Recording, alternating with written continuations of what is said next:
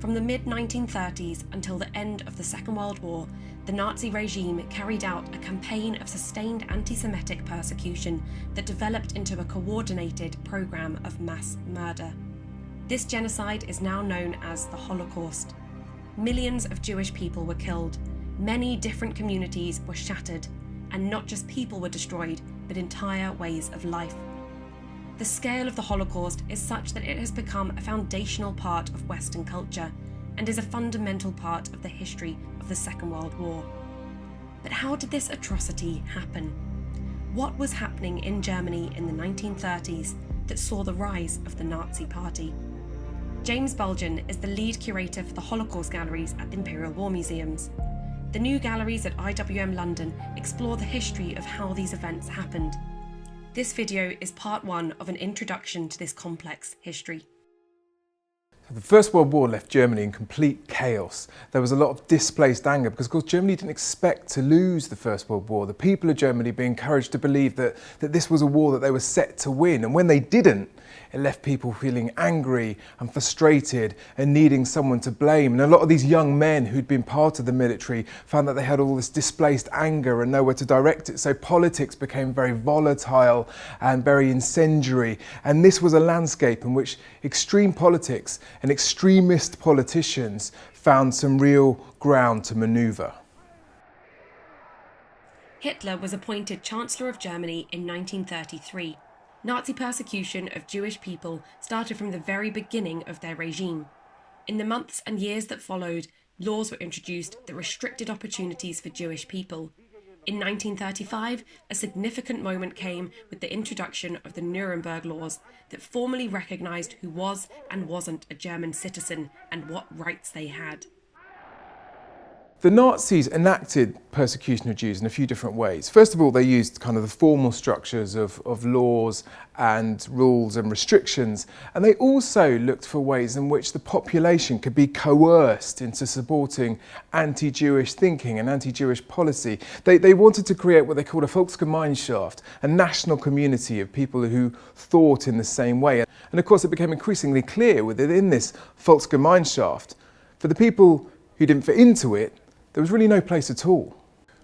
And alongside the creation of laws and rules and restrictions and creating a consensus of support for what they were doing, which they encouraged by motivating people with money and jobs and opportunities, they also started to create an increasingly sophisticated apparatus of terror. The main vector of this, as the regime developed, was the SS. Himmler's SS. And this force was created in order to enforce Nazi ideology. Now, it's a complete myth to suggest that the SS had eyes on every single person and what they were doing all the time. But nevertheless, an apparatus of terror was definitely evolving and developing in order to control people's behaviour. And people were encouraged to live in such a way that they were aware that these eyes were on them all the time. What had been an undercurrent before then became very much public property. The streets were full of marching stormtroopers who were triumphant because of the electoral victory, and a boycott was started against the Jewish shops. The stormtroopers stood outside the shops and wrote slogans on the windows of the shops and with Star of David. So it was a very difficult and unpleasant atmosphere, and the reaction of my family and Jews in general was to withdraw and to keep out of the streets and the town as much as possible. What happened to your father?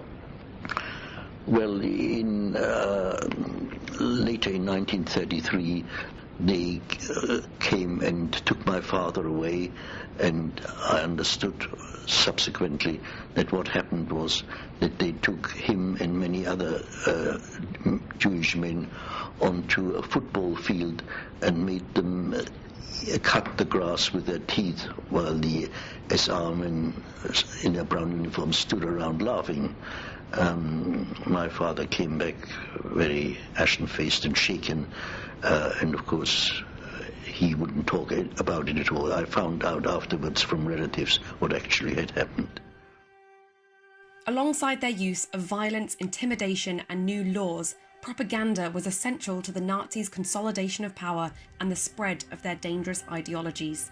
Hitler's head of propaganda, Joseph Goebbels, created a whole ream of propaganda to support the ideology of the regime. And this was manifest in all different types of media, in radio broadcasts, in cinema broadcasts. People were encouraged to believe that Hitler was leading a massive German revival, which would lead to a massively improved way of life for everybody within the Reich and for everybody who was allowed to be part of it. This propaganda is really, really important to Hitler and to Goebbels, of course, in shaping the way that people consider what the Nazis can do for them.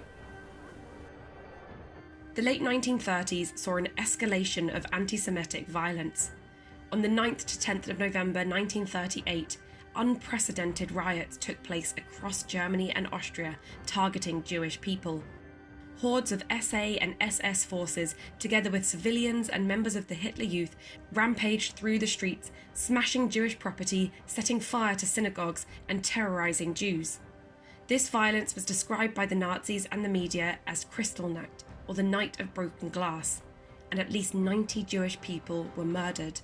So on the night of the 9th of November 1938, there's this explosion of violence, which was led by SS and SA mobs roaming the street, dressed as civilians actually, rarely in uniform, in order to suggest to people that somehow this was something that all of the population were on board with. And significantly, they don't just target Jewish-owned businesses, they also target Jewish-owned homes.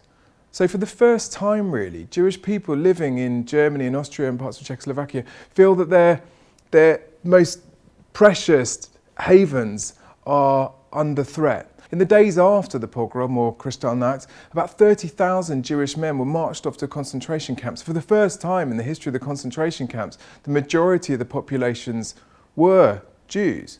This didn't last for too long at this stage, but nevertheless, it was a really significant moment in terms of anti-Semitic persecution within the Reich. And a lot of Jewish people suddenly felt for the first time that it wasn't just their property or their assets that were under threat. They were personally under threat as well. Jewish people living in Germany, Austria and occupied Czechoslovakia increasingly felt that they had no choice but to leave. But even this option proved to be impossible for many. Those leaving were forced to pay a high price, and there were few options as to where they could go. Thousands of Jewish children were given temporary refuge in the UK via the Kindertransport, and many more Jewish women as domestic servants. But all countries restricted immigration, and many shut their borders to Jewish adults. The last Kindertransport train left Germany on the 1st of September 1939. And my lovely sister and mother took me to the station. This would be July 39, would it, Otto? 39. Very absolutely. near the war, wasn't it? Yes, there was only August intervening. But even at the station, there was still one act of cruelty that they had in store for us. It was said there to be no signs of emotion, no emotional scenes, which meant no crying. Now, how can you stop a 10-year-old not to cry? Or worse, how can you stop a mother not to cry? My mother turned her back on me. She could pretend no longer. And it was really impressed upon us, no emotion. Why should these Aryans, ordinary Austrians, have to witness Jewish tragedy? Many Jewish people had managed to escape, but thousands were unable to do so. The Nazis' poisonous ideology had gripped the Reich, and the threat to those who were left was now acute. The events that followed would lead to the Nazis' ultimate plan for the extermination of Europe's Jews.